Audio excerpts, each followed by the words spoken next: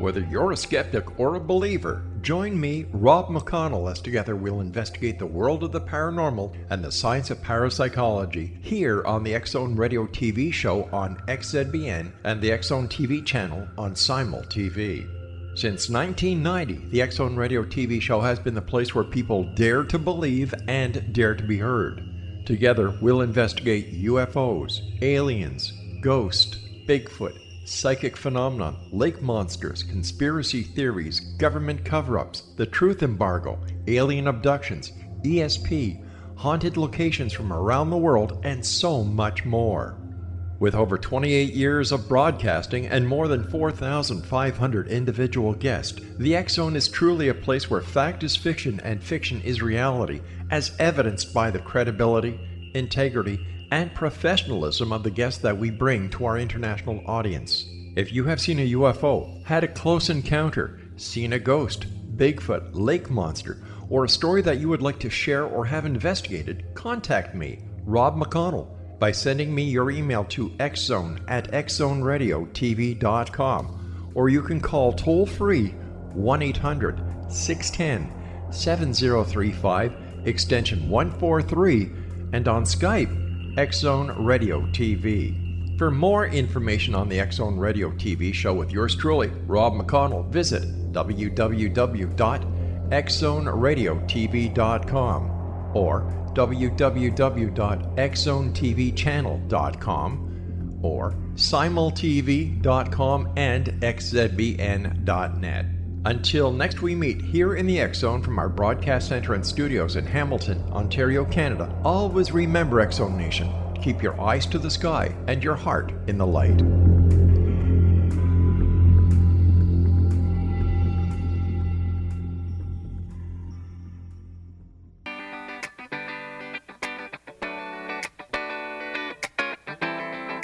Welcome to the Connecting with Coincidence radio show with Dr. Bernie Beitman, MD, bringing together the world's synchronicity experts to help you use meaningful coincidences to develop spiritually, psychologically, and practically. For more information, put Connecting with Coincidence into your web browser to find the book, website, Psychology Today blog, YouTube channel, and Facebook page. And now, here is the host of the Connecting with Coincidence radio show, Dr. Bernie Beitman, MD.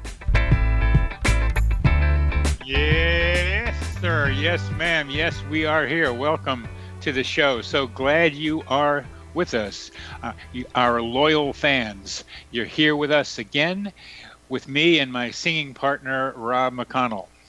Spread the word about the show. Word of mouth is how we grow. I'm writing a new book about coincidences, and here's something from the chapter about the future. And the question is, do you have free will? Well, that's not the right question. The right question is, what is the range of your free will? This age-old question asks for a yes or no answer. However, the question hides within itself an implied answer, either God, fate, or random chance. Whichever one you pick, you have no free will. Fate and chance are beyond individual control. Fate has predetermined your every move, and random says nothing you do is predictable. But there is a middle path. As Isaac Bashevis Singer once said, we must believe in free will. We have no choice. Yeah. And Dr. Seuss concurred. You have brains in your head. You have feet in your shoes. You can steer yourself any direction you choose. You're on your own, and you know what to do, and you know what you know, and you are the only one who will decide where to go. Our lives are governed by circumstances outside of control, yes. Genetic codes predispose us to certain diseases, and the income bracket we are born into strongly influences our future. Circumstances limit our alternatives. What is the range of my choices? As the study of coincidence tells us, you choose how to interpret them, how to use them, and that sometimes you participate in making them happen. We have some free will.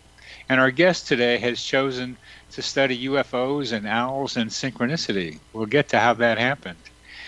He's Mike McClelland, and his 2015 book, The Messengers explores this mysterious connection between owls, synchronicity, and UFO abduction.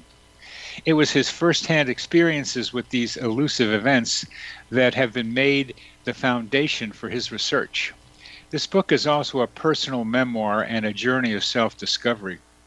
His website, hiddenexperienceblogspot.com, explores these events and the connection to alien phenomena. Mike is also an expert in the skills of ultralight backpacking. After 25 years living in the Rockies, he now lives in the Adirondacks. Mike, welcome to the show. Thank you so much. It's an honor to be here. Well, I'm glad to have you because you have some very interesting ideas, and I love the coincidence you told me earlier when you were planning to post a personal experience as a 12-year-old boy. Why don't you tell us about that coincidence? I love that one. Well, so to understand this story a little more fully, I was at an age where this would have been 2009, and I just started a blog. I had actually had a lot of very powerful synchronicities in my life. And I kind of created a website and a blog. It was a blog, and I just to put the synchronicities on. They're wonderful little stories, right? They're perfect for a short little essay. They got a nice punchline, so they were really tidy, and I had plenty of them. So I initially posted those, and I realized very quickly that I kind of ran out of those, and I had a set of memories and a set of experiences in my life that certainly implied or pointed to like UFO contact, I guess what you would call UFO abduction. And I was not going there. Like, I was not going to address these things. I was not going to think about these things. I did not want to think it could be possibly true. So these experiences were like, I had a missing time event in 1974, and I had 1993, I saw like literally 5 gray beings out my window walking towards my house, backlit by a bright light. So I had did you say backed by a bright light? Oh, so excuse me, backlit by a very bright light. Yeah. And what is a missing time experience? Well, this is if you study UFO contact at all, what is very commonly reported is, for instance, someone will be driving down a lonely road at night, and they'll perhaps see what they think might be a bright light or a flying saucer, or have some clue like that. And then when they arrive home, the drive is somehow they're about 2 hours late, and they can't account for that missing time. Got it. And perhaps under hypnosis, they might come up with a memory. Now, hypnosis is a tricky subject on its own. So, it's very often reported that people will, oftentimes kids walking home from school will have a UFO sighting, and then they will arrive late, and their parents will be very angry that they didn't come home from school right away. This is a very common story in the UFO literature, literature of the. Okay, so back to the backlit 5 gray creatures. Oh, so this would have been 1993. I would have been 30 years old, and I was living in upstate Maine, and I woke up. I was in the house alone in a rural part of Maine. There was a bright light shining in the window, and I sat up on my elbow and looked out the window, and the window was right next to the bed, and it seemed like there was the light was small. It should have, it seemed like the size of about a refrigerator or a washing machine. Very, very bright light off in the yard next to the driveway, and walking towards the house were 5 classic spindly aliens with the big black eyes and the bald head, and this sighting lasted all of maybe 30 seconds. And I was strangely calm. I mean, this is a pretty frightening image. I didn't have any response at all emotionally. And I heard a voice in my head. It could have been my voice, or it could have been a projected voice into my head that said, "Oh yes, they're here. Now is the time to black out and lay your head on the pillow." And that's exactly what I did. I just laid my head on the pillow and went to sleep. The next morning, I dismissed it completely as a dream. Having looked at this years later, this one event, I am very cautious to treat it as true, but I cannot dismiss it outright. So it could have been a dream. but it did not have the flavor or feel of a dream. For instance, I never dream I am in my own bedroom, right? I always dream I'm in some other realm. And if I do dream I'm in my own house or something like that, the house is a little bit distorted or something. That is not how this played out. Well, this one 30-second memory. One of my ideas, points I like to make about coincidences is row, row, row your boat gently down the stream. Merrily, merrily, merrily, merrily, life is but a dream. And what we're living in, what we call wakefulness, has many dreamlike qualities to it. And I agree 100%. In my own research, I am, the way I frame it, I say I'm using the tools of a dream analyst. Yes, good. Like someone to analyze reality. Yes. Anyway, so good. Let's go back to, okay, this was maybe a dream. Then what happened? I got up the next morning and I never even bothered to go outside and see if there were footprints in the snow. So I just dismissed it outright as a dream. And in the intervening years, there has been enough other events in my life that imply some sort of contact experience, ongoing contact experience, which is very common. I'm not sure how I feel like I'm in the deepest waters having researched this stuff. And if your listeners are not familiar with this subject, what is commonly reported is that people will have lifelong contact events. So it's exactly the opposite of what you would expect. Like someone would have the chance of seeing a UFO. That's not how it plays out. What happens is one individual will see multiple UFOs over their lifetime, and that is very common. I see. I have a friend who saw one, and that's not his experience. That's about the only one he had. So let's continue, because in 2009 you weren't brave enough to start writing about your UFO contacts on your blog, and then what happened? So I had an essay all written up. I had written it up as sort of a diary entry, and it was on a document on the computer, and I even had some illustrations for it. I had an illustration of this point in the sidewalk where I was walking home from a high school football game. I would have been 12 years old. This would have been 1974, and I was on my way home, and I wanted to be at home to see a TV show called Kolchak the Night Stalker, which was a television show in the early 70s, and it was perfect for a 12-year-old boy. It had zombies and vampires and stuff, and I loved that show. So I knew I wanted to be home before 10 o'clock. So the high school is just a short walk through my neighborhood. There was no issue at all, walking to and from the high school. It was close. So on the way home, I was passing in front of a friend's house. Now, her name is Cindy, and it was in her front yard that the event happened. So I and my friend, another friend, his name was also Mike, were walking home from the high school football game. And at that point, in front of Cindy's house, there was a bright orange flash in the sky. Now, there was no flying saucer or UFO or anything. It felt like the sky lit up bright orange for 1 second, like God flipped a light switch, click, click, turned it on, turned it off. There was no sound, and it was very jarring. And we both, in the moment, my friend Mike kind of said, what just happened? Could it have been lightning, or could it have been an explosion over the horizon? Well, what just happened is we're coming to the end of this segment, and we'll continue this the next time. We're talking with Mike Clelland, author of Messenger, and we're on the XCBN Broadcast Network.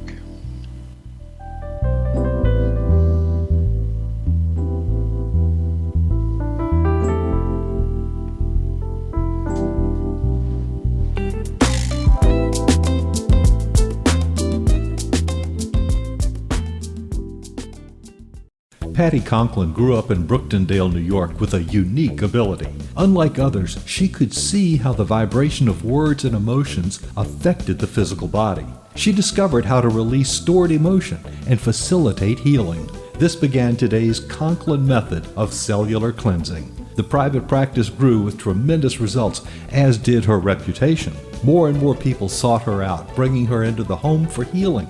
She soon realized she could even teach this to others, and they could shift perception and thus prevent illness from occurring.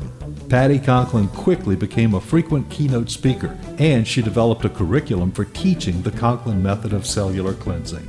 For more information, visit pattyconklin.com. PattiConklin, PattiConklin.com, or call 404-474-0086. That's 404-474-0086.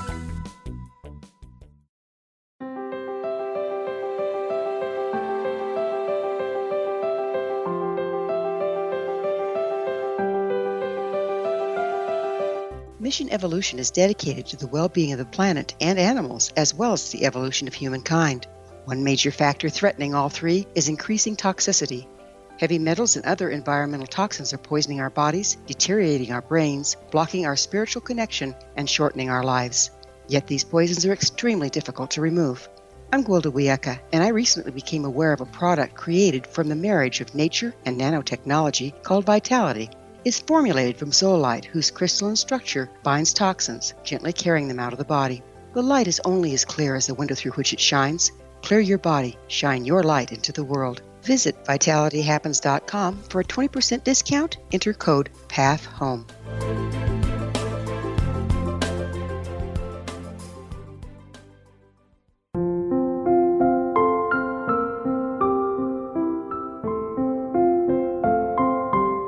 I am Dr. Carl O'Helvey, founder, president of a new cancer foundation focusing on evidence-based physical, mental, and spiritual interventions, including natural cancer cures, prayer, meditation, affirmations, nutrition, and other related holistic cancer prevention and cure modalities.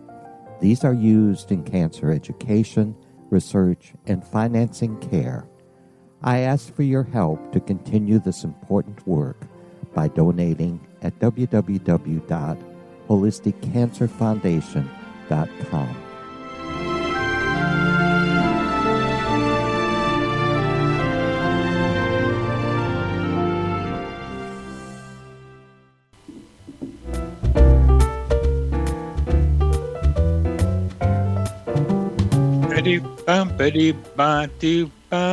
Yeah, who am I? Let me see. I think I know. I'm Dr. Bernie Beitman, MD. I'm the host of CC with BB. We're talking with Mike Clelland, author of The Messengers, and we just heard a story about when he was a 12-year-old walking down the street, and the sky turned orange for just a brief little period of time, and a friend of his also noticed it. And he was outside of Cindy's house when it happened. So then what happened, Mike? So I walked home. Now, my friend Mike lived a little further into the neighborhood, a little farther away from the high school. So I walked into my house. I said goodbye to him. And my parents were angry at me. And I was like, I was a little kid. I was like, what are you angry at me for? I said I'd be home by 9:30. It's 9:30. And they pointed to the clock, and it was getting close to 11:30. I remember the 11 o'clock news was just ending. And You missed your program. I was so bummed out that I missed my program. So there are two things going on. I had the wrath of my parents, who were understandably upset that I was out late, and my own disappointment at missing this cool show that I loved so much. Now, the next Monday in school, I brought this up to a group of friends with Mike sitting right there, and I said, something weird happened on Friday night. And he blurted out, yeah, we saw a UFO with lights and everything. Now, I never saw a UFO, and that was my thought in the moment as a 12-year-old boy. Was like, this is how stories get blown out of proportion. Mm-hmm. And I've contacted him recently. We met up again through Facebook just within the last year, and I asked him about that night. He has no memory. The memory he does have is that he remembers that I got in trouble that night for coming home late, but he doesn't remember anything about the flash in the sky, which is not unusual given the strangeness of these events. And I've had a couple of experiences where I distinctly remember someone saying something or doing something, and I bring it up to them, and they have no recollection of it, and it's a clear video in my head. But anyway, go ahead with this, because the coincidence from this is what we want to get to. Good. So that was all written up as a story, and I was going to put it on my blog. And it was about, it was in the evening, and I had typed up the story, and when you put it on a blog, you have little settings, and you just cut and paste and drop it in place. And I had a picture, a satellite image of Cindy's house with an X on the sidewalk, and I I recognized I wasn't brave enough. I literally said aloud, like, I'm a coward. I'm not brave. I can't do this. My hands were above the keyboard, ready to click the little button that said post. And at that moment, I heard an audible ping, and it was my email pinging. And I just said, okay, great. I can check my email. And it was a message from Cindy saying, Cindy wants to be my friend on Facebook. I had not spoken or had any interaction with Cindy since 1974. That was 36 years earlier. So the summary of this is you had what we'll call a UFO experience, age 12. You were trying to be able to write about it, but didn't have the courage to do it. And then Cindy, whose house it took place in front of, contacted you on Facebook. How did that coincidence happen, Mike? Like what was going on in the grand matrix of reality? That's the question. Isn't that the question? So I can certainly speculate what I think might happen. That's all I'm asking. Yeah. So in an odd way, I kind of picture the world at this point like there's how to say this, like a glass table with a chessboard on top, like a really complicated, elaborate chessboard. And some force, I'm going to just call it an intelligence, is manipulating the chess pieces in our reality, setting events in place perfectly so they have the desired effect. Now, the desired effect for me was to go ahead and do it and publish it, of course. I said, well, this is a sign to be brave, and I did it. You got it. The chessboard thing, the idea of a simulation is getting more and more popular. It started with the Matrix, really getting into general consciousness. So you're describing a simulation. I like Earth Coincidence Control Office, that John Lilly calls it. And what he says is that Earth Coincidence Control Office is in charge of the larger impacts of coincidences, but we have most to do with the smaller impacts, the day-to-day sort of things. So there's more and more of this coming to the fore of we're living in a simulation, and I see coincidences, not all of them, but ones like this, as clues to how that programming is going in the simulation.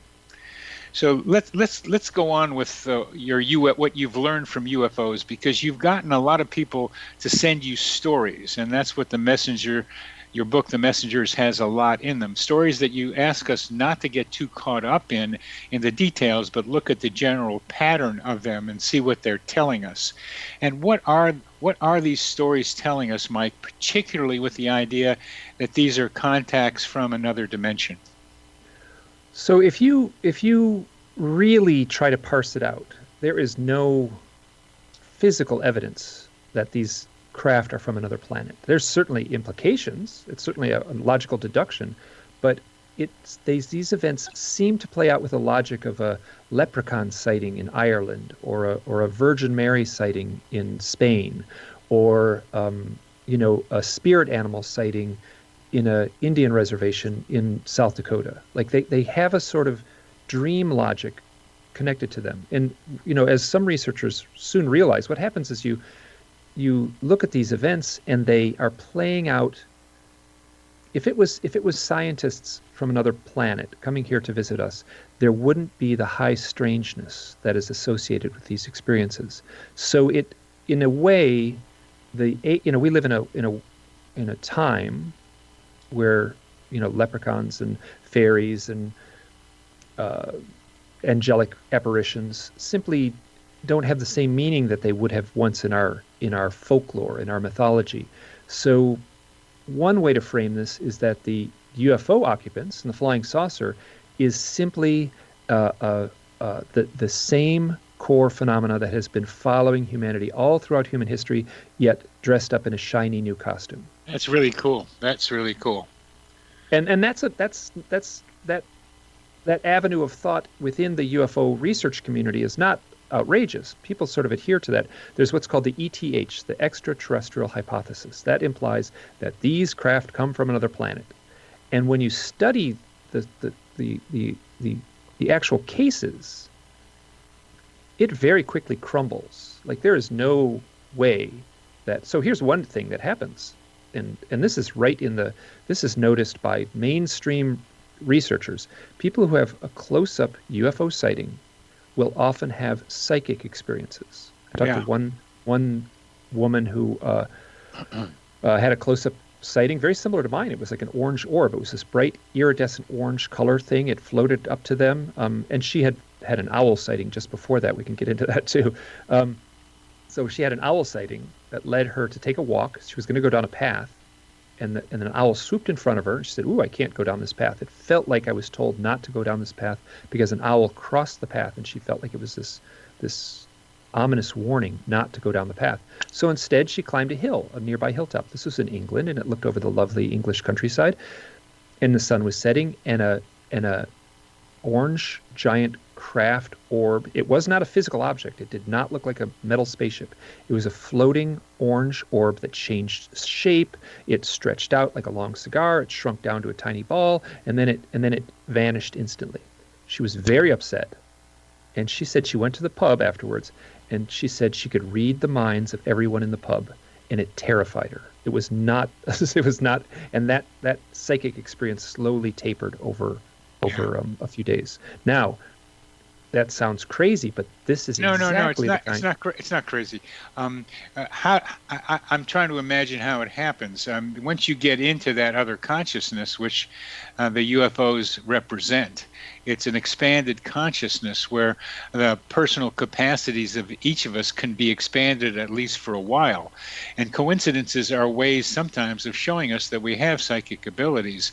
And this was another way to tap into that potential of this woman and having this experience. How does a UFO contact increase psychic capacities, at least temporarily? I can only speculate, and if I was a science fiction writer, I mean, basically, she got zapped with a psychic enhancer. That's as good as I can say. Yeah. Okay, that gets to another question. Why would the UFO want to zap her with a psychic enhancer? This is speculation. You don't know. Oh yeah. This is her name is Maria, and she's been open about this story. And she is doing crop circle research and ancient megalithic site research all across Europe. So she's at the cutting edge of some very fringe. So what's her name again? Maria Wheatley. Maria Wheatley was already on the edge. So You're kidding. Is that what you mean? No, she was already. Oh, I thought like a show called The Edge. No. No, yes. Oh, yes. So she was on the track already. She was already. Okay, so this was giving her an idea that she could advance in a different direction. And she did. Yeah. She also does tarot readings and things like that. So. Oh, was it afterwards that she did the crop circles? I think it was at the same time. So she was already immersed in the crop circles. That's what I'm talking about. As was her father. She comes from a family of. Okay, dowsers. we're getting to the end of this segment. And the question is going to keep coming up is why any particular person becomes a contactee for a UFO. And I'm going to leave that question for our next segment, but I think some of it is for people who are already prepared, but there's probably other reasons for it too. You're listening to Connecting with Coincidence. I'm your host, Dr. Bernie Beitman, MD. We're on the X-Zone Broadcast Network. We are talking with Mike Clelland, who is the author of The Messengers.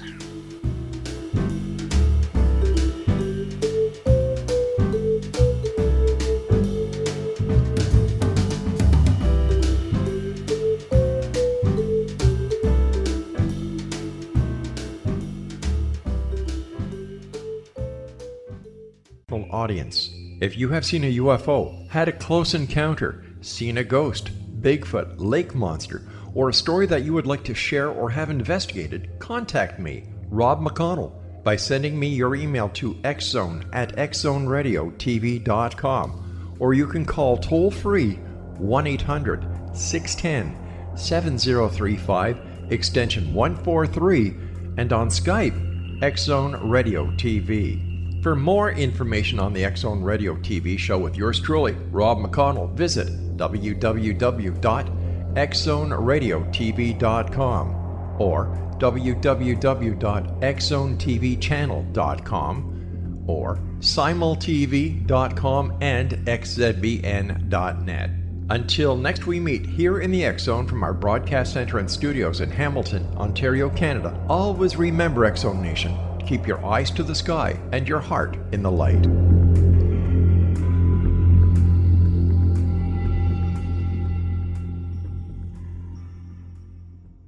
Join Patty Conklin and Healing Within Radio each week. More than entertainment, Healing Within offers educational, useful tools for everyday life. Listen for help overcoming fear, anxiety, and depression. Patty knows about eliminating cancer, MS, dementia, Parkinson's, and a host of illnesses that we face every day. Life can be good. Life is good. All you need are simple tools to start changing your life. Start right now by visiting pattyconklin.com, PATTICONKLIN. No matter where you are in the world, you can work with Patty through Skype, phone, or in person, visiting one of her retreats in Georgia. Visit pattyconklin.com today or call our offices at 404-474-0086. That's pattyconklin.com or call 404-474-0086.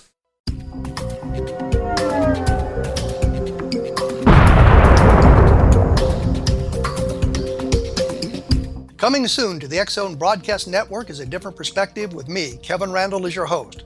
We'll be taking a close look at what is happening in the world of UFOs today with side trips into the paranormal.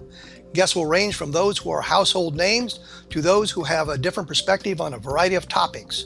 No topic will be taboo, but there will be tough questions asked as we all search for the truth about UFOs, the paranormal, and those things that excite us. Sometimes we'll agree with a guest and sometimes we won't, but we'll try to keep the program topical. For those of you who would like to read, be sure to visit www.kevinrandall.blogspot.com and remember to listen to the other fine programs on the X Zone Broadcast Network at www.xzbn.net.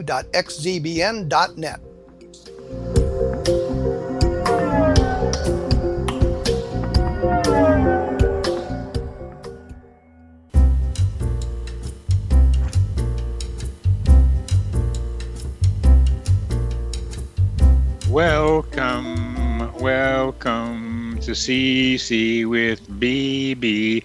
Mike Clelland is our guest today, and we're talking about UFOs as visitors, we could say, from different dimensions. But my first question from our last segment is, Mike, is how do you think, and this is all speculation, but how do you think different people are selected? Because I have not been visited by a UFO that I can recognize, but I'm doing some other things. So why you, and why the woman you just mentioned? Why others? Well, so I'm going to give a model that I like in a framework that fits. Things fit together very tidy if you follow this model. The people who have had these contact experiences, like when I talk to people, I have a pen and paper near my desk and I write Reiki. Just write Reiki, like Reiki therapy on the page, and I just wait for them to tell me. They'll say, "Oh, like, what do you do? What's you do in your life?" And they'll often say, it's not 100%, but it's enough that it's a very clear pattern. They'll say, "Oh, I'm a Reiki therapist. I'm a Reiki master. I teach Reiki." Or if they don't do Reiki, they do some other sort of healing work. And this is so my thoughts on this is that there is some energy, there's some intelligence outside the boundaries of our reality that's kind of, let's say, scanning the collective and seeing what we need. Now, in ancient times, or presently in all kinds of places in the country or in the planet where I don't want to use the term primitive, but non-westernized cultures, there's a shaman in every village, right? So somehow the shaman is selected. Now, this has been well documented. Joseph Campbell wrote a lot about this, that the shaman, no one chooses to be a shaman. They don't raise their hand and say, "I will be a shaman." There's events that take place within the tribe that point to the next shaman. So it's usually a boy, and the boy will often have a boy or girl, but the child will often have some sort of psychotic breakdown as a child. And that will be the clue to the elders in the tribe that this will be the next shaman. And there's an initiation rite that is somewhat brutal in some cultures, like a death and rebirth initiation, symbolically, or so. Why shamans? I find this reminds me that when I was a first-year resident in psychiatry, I was given a psychotic diagnosis by some of my colleagues. It wasn't enough to have to be hospitalized, but I was playing with ideas that they thought were psychotics, astrology, tarot cards, and stuff like that. So I had a mild version of something like that. And so did I. And so did I. As a young boy, I went through severe clinical depression. Yeah. So now you look at the people who are reporting these, not 100%, but enough that there's a pattern. They're not. Some of them are outright shamans. Like, they are shamans. They have followed a shamanic path. And they are now, there's also, you can take a couple steps back. Shaman has is a tough thing to give a definition to, but you can say that there are certain practices that could be shaman-like, right? So Reiki therapy, helping someone using hands-on healing, people with clairvoyant powers giving readings, tarot readers. One fellow is a nurse in a hospital, and then I have to say, yes, he's working in the healing arts. So I would cautiously speculate that there is a force in place that recognizes that we need a different modality of healing in our culture.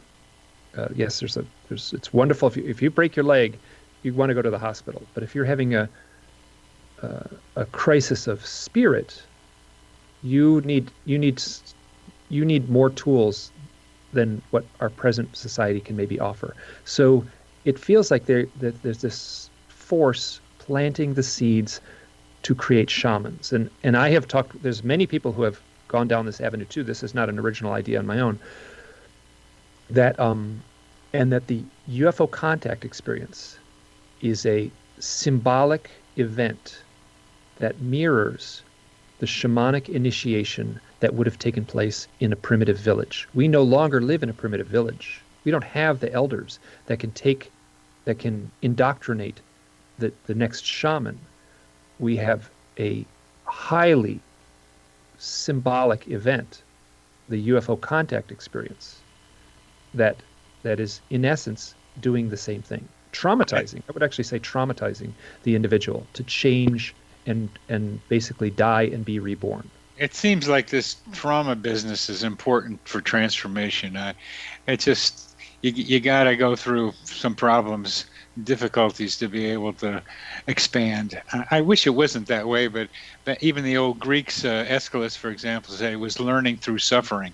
Wisdom comes through pain, and it seems to be part of the human condition. You go through it, and something comes out the other end, and your mind is expanded. So I think that's a really nice hypothesis that you've got there. Why don't you tell us something more about you with owls and synchronicity and UFOs? So I had an experience in 2006 where I saw a lot of owls camping.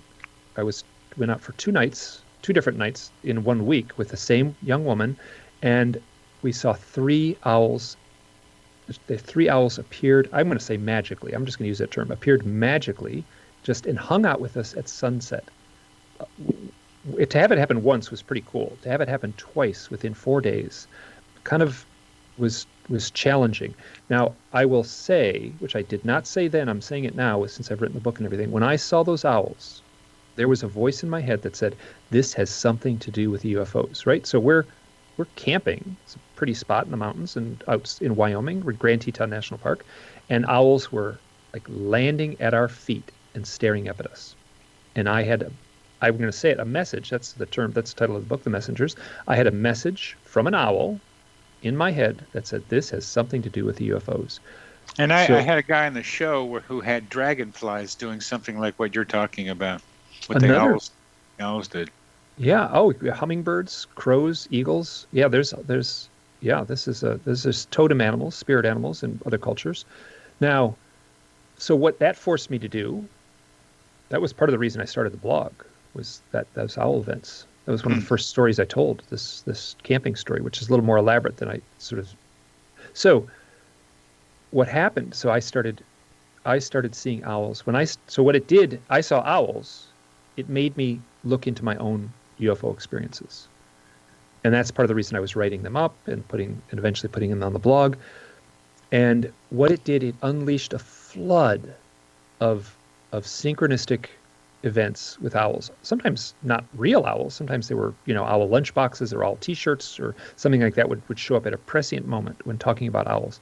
Now, I feel like I went a little bit insane between about 2006 and 2011, and because I got so obsessed. So I was asking people with UFO contact experiences, have you ever had any odd experiences with owls? And it wasn't 100%, but it was enough that there was a very clear pattern, and people started sharing the strangest stories. This is common. Fellow camping at night, he's with his buddy, they've got a campfire going, they're in the desert, they look up at a tall cactus looming above their campsite, and there's an owl sitting on top of this cactus, and it scares them. They're both the owls have an ominous vibe. The owl flies off, and seconds later, a triangle craft zips slowly above their campsite and hugs the terrain in this very unusual way. I sat with this fellow. He struggled to try to describe the strangeness of the movements of this craft. On the simplest level, that's the kind of story I'm getting over and over again. At a deeper level, oftentimes these owl sightings are connected with psychic events or what feels like telepathy, and I would say that the owl is a totem animal that implies a challenge. There's many ways to look at it, and there's lots of literature. If you boil it all down, the owl presents the observer, if it's seen in highly charged, like in the context of a UFO, highly charged human event like that, it implies a challenge to the observer. And I have many stories that don't have to do with anything to do with UFOs, but the 5 things that show up in my research have been obviously UFOs and owls, meditation. People meditate and open their eyes and see owls. I've got a lot of stories of that. Death, owls and death. Owls are symbolic of death in many cultures. So oftentimes people will see an owl after a loved one passes. I have a lot of powerful stories about that. And it's a very reassuring thing. The owl will alleviate grieving in many cases. The owls in shamanic initiation, which we talked about a little bit, people going through a shamanic initiation will see owls, and then psychedelic trips, mostly mushrooms. I haven't heard too many connected to something like a powerful drug like DMT or ayahuasca, but I have certainly heard a lot of stories of owls and mushrooms, people taking mushrooms in a ceremonial setting and having owl experiences. We're coming to the end of this segment, Mike. It's so curious to me that you, Mike Clelland, are attracting all these owl stories, because I've had plenty of people telling me stories on this show of connections with octopus. I told you about the dragonflies. I've had a couple with just houseflies. And I've had connection with trees, and some other people have connection with trees, certain trees and certain plants. You are, from my experience, inundated with owls. And in the next segment, I'm going to ask what it is about you that makes the owl so prevalent. You're listening to Connecting with Coincidence. We are talking with Mike Clelland, author of The Messengers.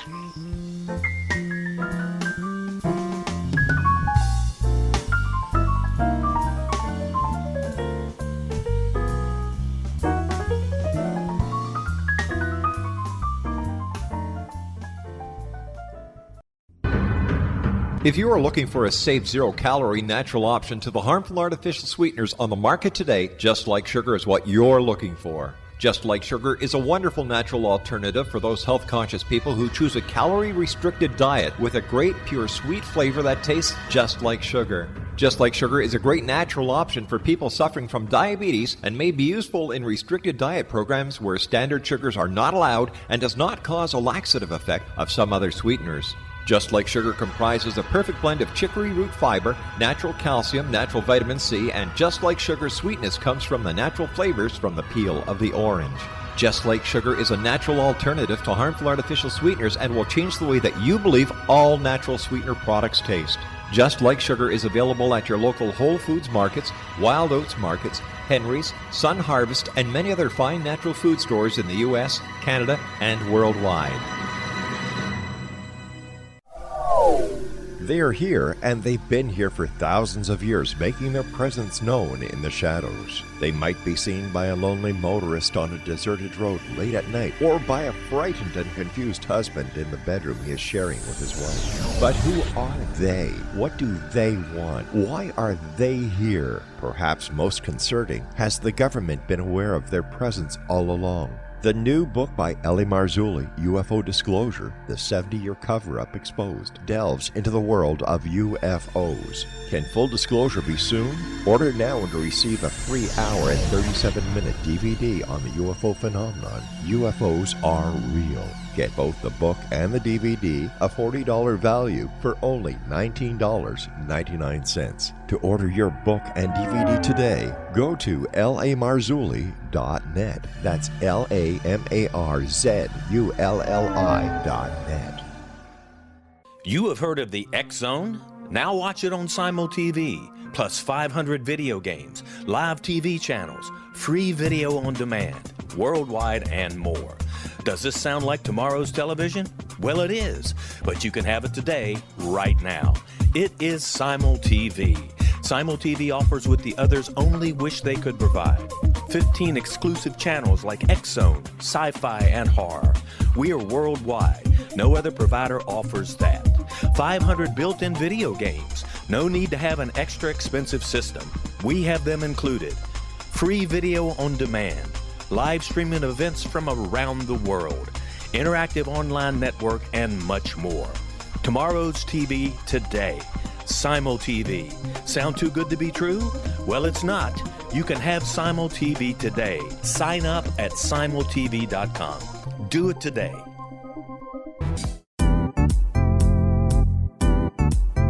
Memorable dynamic presentations are a not-so-secret weapon in the business world. Do you have a powerful message that must be shared, but you haven't found a way to deliver that message? Do you want to be known as a top public speaker who gets amazing results? Are you ready to create and deliver your powerful message? Thomas Hides can help you create and deliver your speech to get the results you desire. Visit iconquality.com. Did you expect your business to flourish, but instead it plateaued or didn't get off the ground yet? Would you like to achieve massive goals and discover new sources of income within your business? When you're ready to experience that type of success with fast results, Cindy Hendricks is the business coach for you. Her work with entrepreneurs and business owners has been life-changing. To get you and your business where you want to be, go to imaginemoresuccess.com. Has the fear of public speaking stalled your business or personal life? What would you give to develop and maintain supreme confidence? Have an invaluable private program to always perform at your best. Imagine how you would feel. You can have all that and so much more today with Thomas Hides' life-changing course called Number One Fear Unleashed. Visit numberonefear.com and be liberated from your fear of public speaking.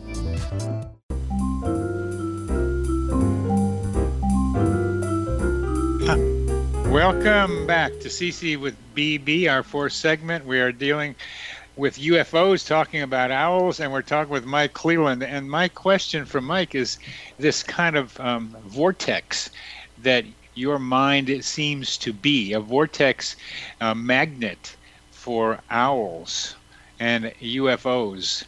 How come it's you? What's with you and the owls and the UFOs?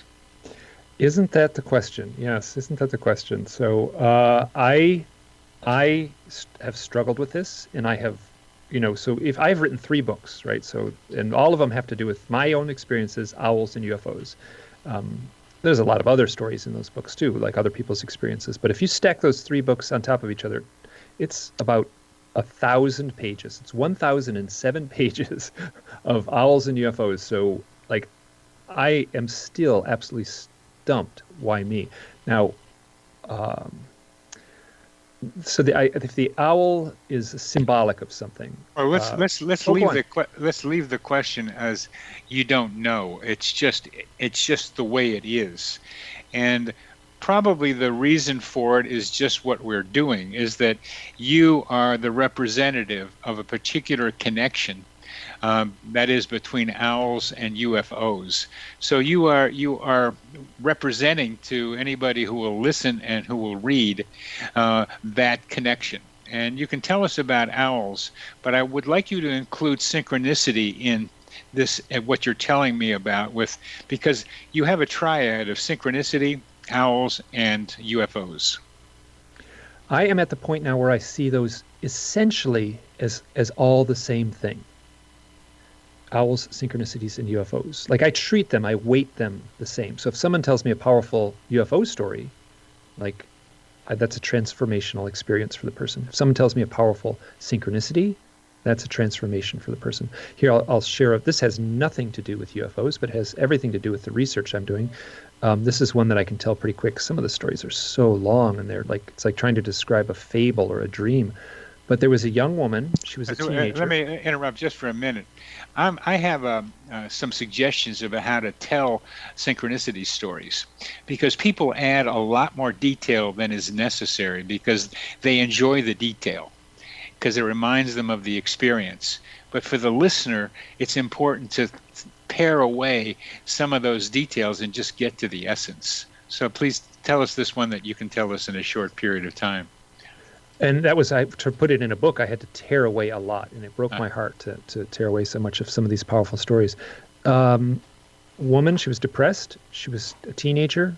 She contacted me at a very important point in my life as my mother was dying, and she was now a happy grandmother. But she told a story of being suicidal as a teenager, and she was driving to a spot in the woods to kill herself. She had a hose in the car to take from the tailpipe into the car, and a pillow so she could lay down in the back seat and die. And so she was pulling into the spot. She had the spot chosen. So in order to pull into this turnoff in the woods on this road, she had to slow down. At the point she was slowing down, an owl flew up to the windshield, flapped its wings a few times, stared her in the eye, and she made eye contact with this owl. She started crying. She took it as a sign. She turned around and came home. So there's a story where the owl saved her life. And I've got a story in my book connecting with the coincidence of a guy, a teenager, riding out into the woods. Nobody had been there before. A woman, teenage girl rather, riding out into the woods doing the same thing. She was going to kill herself, had her father's gun. And rather than an owl showing up, her brother showed up. He'd never been there before. He didn't know how he got there or why he went there, but he just felt he had to get there. So there's that parallel in those two stories. The owl saves her life. What are your owls and UFOs and synchronicities telling you about what to do about the state of this planet, where we human beings, sapiens, are parasites consuming our host, the Earth?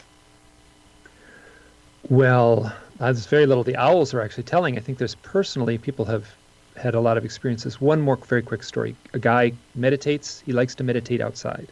And before meditating, he was very passionate. He sort of spoke to the heavens and said, I want to work for the upliftment of humanity. Mm-hmm. Of mankind. And he said it out loud. He sat down in an open field to meditate, and when he opened his eyes, there was an owl staring at him across the field. So, yes, so the simplest definition of what an owl is here to do is an alarm clock. It is here to wake us up, and to wake us up that there is a deeper reality that we can access and we can tap into. A spiritual reality, a deeper reality, and that is certainly what I'm finding. So I don't have any suggestions on how to help save the Earth. That's a very individual process each person comes at. But I will tell you, the people who have I would say that the Earth could use more shamans. Here, I'll put it that way. So that let's say the Earth is being seeded with alternative methods of healing, and people who can guide other people through these other realms. And perhaps that's what I'm doing with these books that focus so much on this alternate reality, this other reality, this hidden reality that is just beyond us, but that is influencing us at the same time. I take away from that, tap into a different reality. And the question is how tapping into that individual, that different reality that the owls are pointing to can help with what we're doing to the planet. And we don't have an answer to that. I don't expect to have an answer to it, but right now, but we've got to find one. I agree. And I think it's going to be a million individual upliftments for humanity. Just as that said, how do you uplift humanity? Anyone can do it in 1,000 different, a million different ways. And so those are perhaps the seeds that are being sowed by this mythic force. And that's the story of the flying saucers. I mean, the space occupants, if that's what you take them as, say straight up, like, don't be messing with nuclear bombs. You need to correct your nature is in crisis. Here's what they say. It's boiled down. They say your technology has advanced farther than your spirituality. So your spirituality has to catch up. That's a very clear message from thousands of UFO contact reports stated that clearly. That's very clear. I had somebody on the program had a horse telepathing to her saying the Earth has had enough, you don't have much time here, which is more of a doomsday thing. What you're talking about is stuff like ideas that your technology is advanced further than your spirituality is a better message. It suggests potential ways to think about changing. And the message comes in many different forms. So that this talking horse, the telepathic horse, it's a threatening doomsday message. What's very common is people arrive on board a flying saucer, if this is what's actually happening. They sit in front of like a 3-dimensional view screen, and they are shown the Earth basically crumbling, nuclear war, nuclear winter, nature collapsing, and sometimes even the Earth itself cracking like an egg. And this is absolutely common within these reports. What I'm looking for now, since I think there's a growing awareness of the Earth cracking like an egg possibility, is what do we all do about it? So when you say spirituality, we only have 2 minutes left. What do you mean by getting more spiritual, becoming more spiritual? Well, I'm certainly a much more spiritual person than I was when I looked into this initially. Like, I was a different person back in 2006 before I saw those owls. I've since changed. That change was traumatic. I guess just have an awareness. I presently have an awareness that there's something more. So, someone asked me, like, how have I changed? What's different about myself since all these experiences? And what I can say is, I feel I now live in a magical universe. I see it as a magical universe. My junior high school science teacher, my parents did not prepare me for anything mystical, but that's what I'm experiencing, these mystical events. Could you be more specific? I wish I had... Be more specific, because that's still pretty general. Here, I wish I could come up with a good it's quick fair. story to tell. We only have about a minute left, but becoming more spiritual is no longer a good answer. Talking about saying more mystical is no longer a good answer. We have to be more explicit to those who have not gotten to this place about helping more people get to a place that I believe you are reaching and continue to go through. Those of us who are seeing the magicality around have to be able to describe it and provide ways in which people can experience it. And my way is to help people become more aware of coincidences, which are links to something beyond us. But what's that beyond? You have a hint about it, Mike, and it's very important what you're doing. And now it's time for all of us to say, well, what is it that we're trying to be able to help other people do so the earth doesn't crack like an egg? I have been spending full time. My life is flipped over. I write, I collect owl stories that people have had. I publish them, I archive them. I try to make sense of the message within these owl stories. And I am putting it out there, and people are responding. My email inbox I'm sorry, we've come to the end of this segment. I'm glad you're doing what you're doing. Keep it up. When you can come up with the message I can understand, I want to see it. We've been talking with Mike Clelland, author of The Messengers. He's got a great message for all of us. This is the XEBN Broadcast Network.